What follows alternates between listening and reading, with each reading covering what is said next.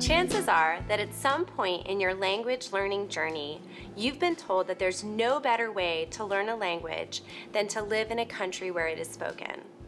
We believe that the best way to prepare yourself for learning another language is to know what to expect once you step out of the language classroom and into the real world of native speakers.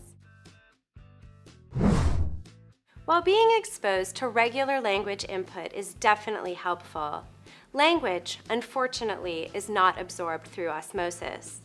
The truth is, language learning requires effort and active engagement with the host community. At many locations, ISA offers a range of options, such as homestays with local families, language tutoring, language exchanges, and cultural excursions to help facilitate this learning. Yes and no. Study abroad can be a great way to get daily speaking practice with native speakers.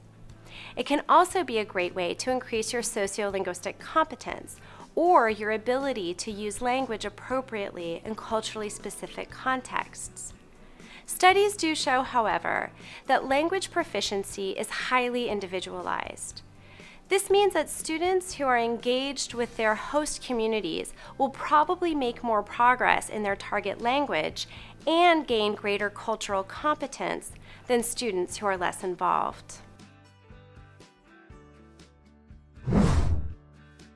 While there's no one-size-fits-all approach to language learning, research indicates that students who arrive in their host country with little to no exposure to the target language tend to make more modest gains than students whose proficiency levels fall in the intermediate range or above.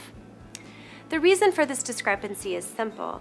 Having more language at your disposal means that students can engage in conversations with native speakers at a faster rate than students who are starting from square one.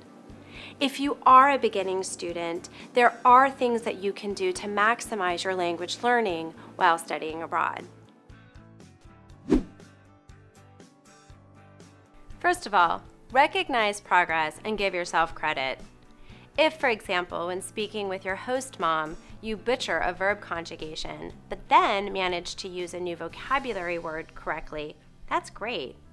Focusing too much on your mistakes will make you feel inhibited about speaking. View mistakes as learning opportunities. Remember, the goal is communication, not perfect grammar. The experiences you'll share with other ISA students are going to be amazing, and chances are you'll leave your host country with a new group of lifelong friends. That said, you do want to meet some locals while studying abroad, and this will require leaving the American bubble. Think of it this way. If you saw a group of international students only hanging out with each other and only conversing in their native language, would you find them very approachable? One way to meet locals is to identify something you love to do and to take that interest out into the community. You can join a pickup game of soccer, or visit a botanical garden with a sketch pad, go study or do homework in a library or cafe, or join a club on campus.